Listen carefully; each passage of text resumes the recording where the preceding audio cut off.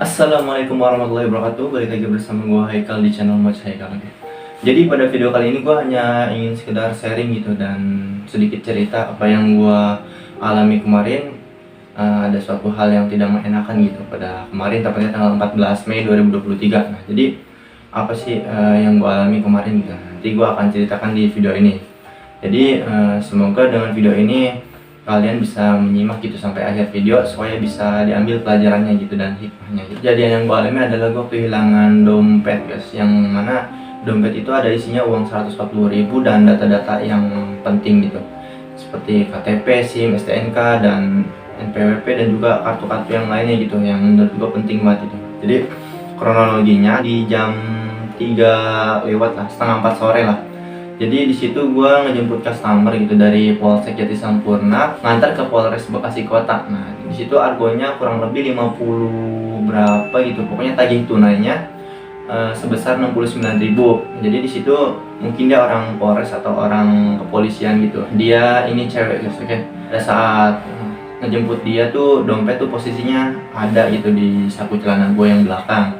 Dan gue sebelumnya nggak pernah kehilangan gitu, kehilangan dompet ya tepatnya. Kalau gue naruh di belakang saku celana gue nggak pernah gue nggak pernah kehilangan ataupun jatuh gitu, karena kantong gue itu agak dalam juga gitu. Pas gue ngejemput gitu di Polsek Jatisampurna, dan gue ngerasa masih ada gitu di kantong saku belakang gue. Nah, jalanlah gue untuk mengantar ke tempat tujuannya, yaitu ke Polres Bekasi Kota. Singkat cerita udah sampai kan ya. Nah, dan situ pembayarannya tagih tunai dan uang dia 100 ribuan, dan dia minta kembalian, berarti kembaliannya sebesar 30.000. Nah, uangnya kan 100 ribuan.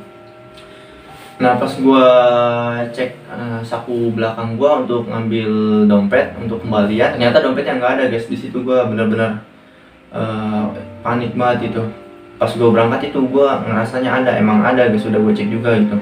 Dan pas gua nurunin mau ambil dompet buat kembalian, ternyata dompet gue udah nggak ada. Dan gue disitu bingung gitu, sempet dalam hati gue tatapan gue tertuju kepada customer gitu, seakan-akan menyalahkan. Dan disitu gue nggak bisa nyalahin kan.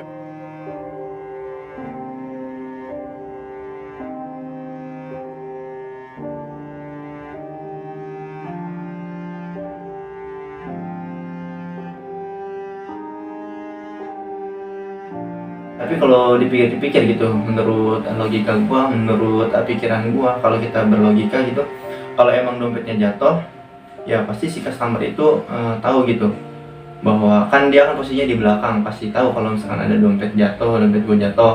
Jadi di situ gua sempet nggak habis pikir juga gitu. Gua juga nggak mau menyalahkan customer dong, jadi gua cuma nanya aja ke customer. Kayak gini gua nanya, "Kak, ngelihat dompet saya jatuh nggak kak? Soalnya tadi pas berangkat itu ada kan, tapi pas sudah sampai sini nggak ada gitu." Nah, jadi gitu gua nggak bisa nyalain customer gitu, karena emang nggak ada bukti juga gitu. Tapi kalau dipikir logika ya, masa iya sih kalau dompet gua jatuh nggak ada yang tahu gitu. Ya mungkin customer gua ya mungkin gua sama customer gua itu nggak ngeh gitu kalau emang dompetnya jatuh. Nah, jadi di situ benar-benar panik gua. Nah, benar-benar panik gitu, dan gua nggak bisa nyalahin dia juga sepenuhnya ya. Di situ gua benar-benar panik gitu, bener-bener kaget lah, jadi lemes gitu. Apalagi kan ya gue nggak masalah sih duit yang ada di dalamnya, walaupun itu lumayan kan 140.000. Nah, tapi yang gue pikirin tuh data-datanya gitu, KTP, SIM. Kalau ngurus lagi kan ribet. Nah, kebetulan di situ kan gue ada di Polres Bekasi Kota. Ya gue langsung aja gitu disaranin sama orang parkir situ buat bikin surat laporan kehilangan gitu. Ya udah gue mumpung ada di Polres, ya udah gue langsung aja buat masuk gitu buat minta surat laporan kehilangannya. Nah, singkat cerita pas gue udah di dalam, gue udah nanya ke polisi gitu, "Pak, ini saya kehilangan dompet di daerah sini, daerah Sumarekon gitu, di daerah situ dekat Polres. Saya kehilangan dompet tadi habis bawa customer, kayaknya di daerah sini gitu Pak hilangnya." Jadi gue bilang ke polisi seperti itu. Nah, kata polisi, "Soft copy-nya ada gak?" Kalau nggak soft copy ya bentuk fotokopiannya gitu dalam bentuk kertasnya. Pokoknya apa-apa yang kehilangan ada gak soft copy-nya. Nah, terus kata gue, "Di rumah ada Pak." "Oh ya udah kalau gitu masnya orang mana?" Kata polisi. Nah, kata gue, "Saya dari Cilengsi Pak." Kata polisi bilang, "Oh ya udah, tenang aja mas, jangan panik gitu, tenang dulu, tenang." Kata polisi itu, mending ini kumpulin dulu apa aja berkasnya yang hilang gitu, maksudnya fotokopian atau soft copy-nya kalau ada gitu dalam bentuk foto, apa aja yang hilang, habis itu kumpulin semuanya. Nah, habis itu diurusin gitu di polsek atau di polres terdekat. Nah kebetulan kan polsek terdekat itu dari rumah gua kan lumayan ya, polsek Cilengsi itu dekat dari rumah gua ya, sekitaran 10 menitan. Nah gua udah menghubungi gitu pihak keluarga buat ngumpulin berkas-berkas apa aja yang hilang gitu, yang ada di dompet gua dalam bentuk soft copy-nya, biar gua besok langsung bisa urusin gitu. Nah habis gua dari Polres itu yang pengen laporan tadi tapi gua nggak jadi, ya udah gua keluar lagi lah, karena di situ udah jam 5 sore lah. Situ gua sempet di luar dulu, di luar Polres itu kan ada tukang kopi, sempet ngopi dulu lah, nenangin pikiran. Nah sambil gua posting gitu, nginfoin ke grup Facebook, grup WhatsApp, sampai ke bikin status WhatsApp, dan juga gua kirim di IG gitu info kehilangan, dan gua tag gitu beberapa akun sosial media kayak Cilengsi ID, Bekasi ID, dan juga Jakarta ID. Dan setelah gua posting gitu di banyak sosial media dan di repost juga oleh teman-teman gua di status WhatsApp-nya, di Facebook maupun di IG-nya juga. Dari situ gua udah sedikit tenang gitu ya. Udah gua serahin aja gitu, kalau emang masih rezeki ya pasti akan balik gitu. Ya udah gua sambil jalan ke arah pulang. Ya, di perjalanan gue sempet mikirin juga gitu, gimana ini ngurus-ngurus ini pasti ribet nih. Itu di perjalanan gue sempet berhenti dulu gitu di tempat makan gitu, warung nasi Padang gitu, makan dulu karena lapar juga kan. Kira-kira jam 6:30 lah habis sholat maghrib gue makan di warung nasi Padang.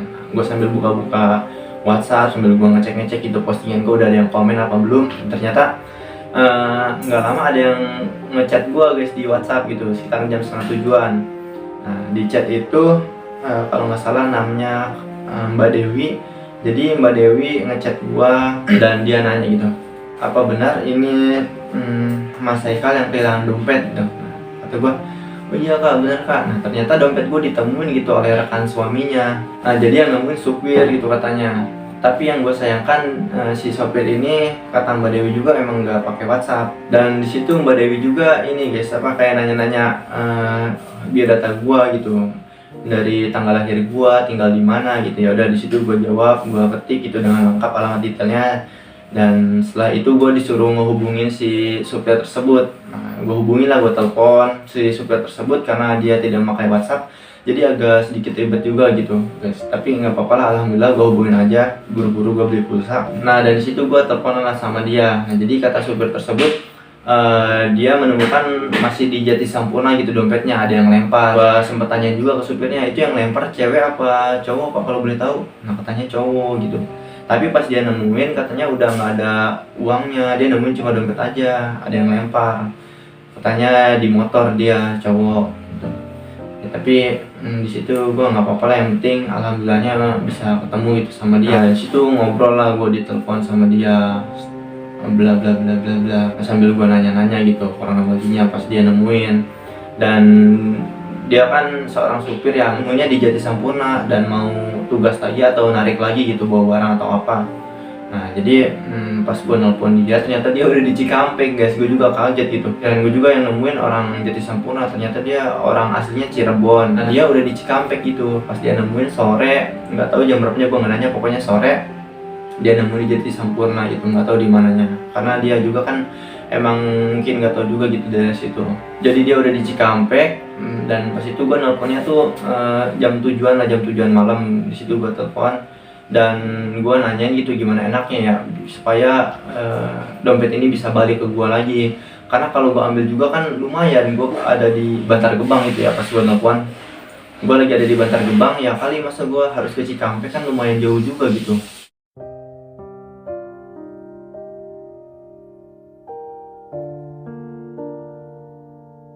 Nah untuk uang ongkirnya nanti saya yang tanggung pak, nggak apa-apa. Nah kata si bapaknya, oh, ya udah nanti saya paketin ya. Nah di situ si bapaknya juga kan sambil nyari-nyari gitu, soalnya bapaknya juga nggak ada waktu lama gitu, dia mau pergi ke Subang gitu, mau narik lagi mungkin. Jadi di situ si bapaknya langsung ke tempat paket buat maketin dompet gua, dan di situ udah dikonfirmasi gitu kelengkapannya.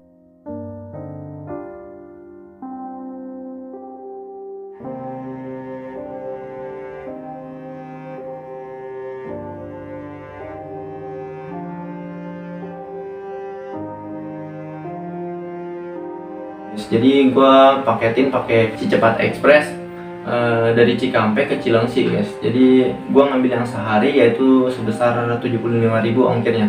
Kalau 2 sampai 3 harian 50.000. Nah, gua ambil yang cepet aja supaya bisa cepet datang gitu. Dompet gua udah dipaketin dan udah dikirim juga fotonya. Dan situ gua udah transfer juga di awal, yaitu totalnya 75.000, tapi gua transfer 100.000. Sisanya buat bapaknya guys ya. Mungkin kalau gua ada lebih juga gue bakal lebih nih gitu ke si bapaknya, karena bersyukur banget gitu bisa nemuin dan ada niatan juga buat ngebalikin gitu, karena isi di dompet gue kehilangan ya, jadi gue cuma bisa ngasih segitu aja guys. Jadi untuk pengiriman paketnya sehari guys, jadi dikirimin dari kemarin malam guys. Jam berapa ya dikirimnya, kurang lebih jam 9-an atau jam 8-an ya, tapi sampai sekarang jam 8 malam itu belum sampai guys. Oke, tapi nanti kita tunggu aja, soalnya kan estimasinya sehari. Kalau misalkan estimasinya cuma sehari, pasti dari siang kalau nggak dari sore udah nyampe. Soalnya sekarang kan udah jam 8 juga guys. Jadi gue hitung-hitung udah 24 jam, tapi nggak apa-apa lah, gue tunggu lagi ya. Mungkin karena macet juga gitu, karena kemarin juga mungkin baru dikirimnya jam 9-an malam mungkin ya. Tapi kita tunggu lagi nih berapa jam lagi gitu. Baru misalkan kalau masih belum sampai juga, nanti gue bakal ngehubungin lagi si bapak pengirimnya gitu yang nemuin dompet gue. Nah, jadi seperti itu guys ya. Mungkin nanti kalau dompetnya udah sampai, nanti kita bakal buat video lagi gitu. Jadi mungkin cukup sekian gitu yang dapat gue sharing, yang dapat gue bagikan gitu, pengalaman gue apa yang gue alami kemarin. Semoga bisa kalian ambil gitu pelajarannya.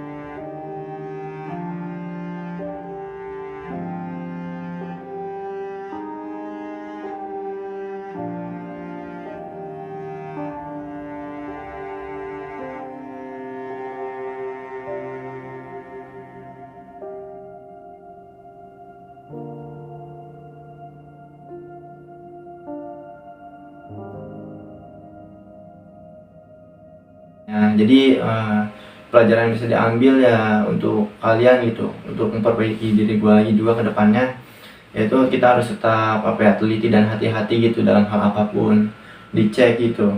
Jangan sampai ceroboh kayak gue, karena gue naruh dompet yang mentang-mentang gue nggak pernah kejatuhan gitu, naruh dompet di saku celana belakang. Jadi gue naruhnya di situ terus gitu. Setelah terjadi kejadian ini, gue sekarang mungkin naruh dompet bakal gue bawa tas lempangan gitu, bakal gue taruh di situ.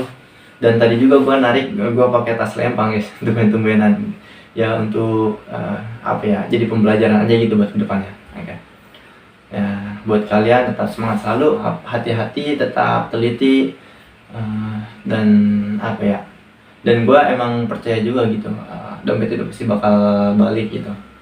Karena kalau emang itu masih rezeki kita, ya pasti akan balik gitu, nggak akan tertukar gitu. Mungkin cukup sekian yang dapat gue sampaikan. Jangan lupa support gue selalu dengan like, comment, and subscribe guys. Oke, thanks for watching. See you in the next video.